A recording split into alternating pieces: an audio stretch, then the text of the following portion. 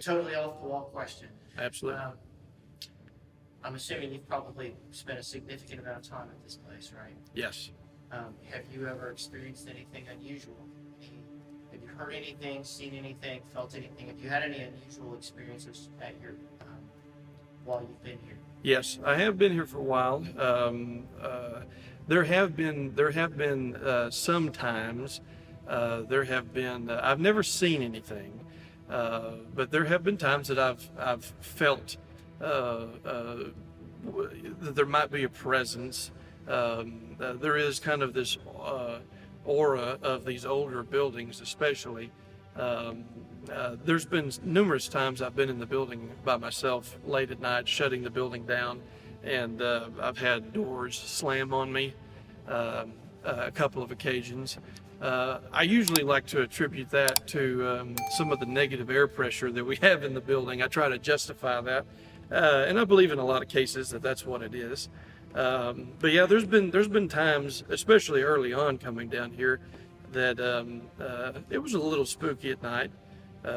We kind of have a catacombs down in the basement, and it can be a little odd at nighttime by yourself, but never seen anything. How large is the building, square footage, and how many floors? Yeah, so this building is, we have a partially finished basement. Most of the basement is mechanical with the heating and cooling systems, but there is a partially finished basement that has some offices. But then above that, we have 3 floors. So it's basically a 4-story building. It is half of a city block deep and an entire city block long. It is 156,000 square feet. So that's massive. yes, so it's. Couldn't imagine the electric bill for this place. Yes, the electric bill is not very comparable to a residential. Yeah. Just like earlier, you went upstairs for a little bit and you noticed we didn't have the air on. Yep. A lot of times, because the building's so big, if it's not occupied, we don't run it. But yes, 156,000 square feet, and so again, it's a large building to take care of. Was the building created? Are there any add-ons to the building, or was it as it sits now? Yeah, so I'll give you a kind of as brief as I can be on the history of how this building came to be. Okay. The Jewish synagogue that was here in Little Rock on Center Street was purchased by the Scottish Rite. That was the first building that had ever been purchased and repurposed, remodeled for the use of Scottish Rite Masonry in the world. That was the first time that a building had ever solely been used by the Scottish Rite, and that was on Center Street here in Little Rock. They quickly outgrew that building as the fraternity was growing. They purchased that building in the late 1800s, just before the turn of the century. And then they bought some corner lots on the corner of 8th and Scott, where we're at today. And that's where the first building was built, on the corner of 8th and Scott, which is the south corner of this building today. They constructed that building, and then that became the first building that was ever built. The first one was purchased and remodeled.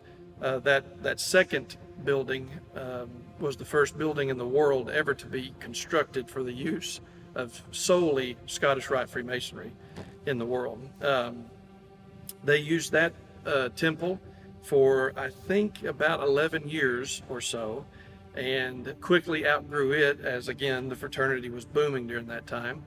And they expanded off of that building and kept the internal components, but built off of it on each side and expanded that, which became the second temple to be on this site.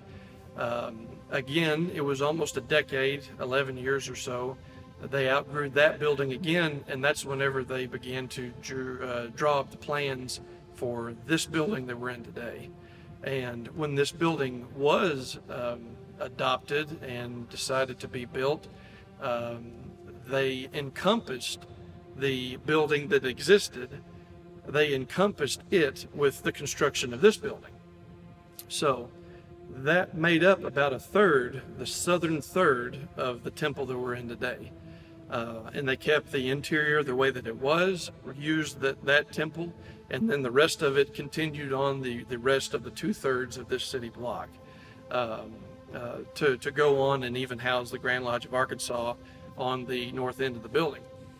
In 1952, there was a fire in that original building that had been encompassed, and it destroyed the entire southern end of this building here. So pretty much where we were looking at over here, where the main banquet hall stops and the small dining room begins, that is where the fire destroyed too. And the entire southern end to 8th Street was completely demolished and had to be rebuilt.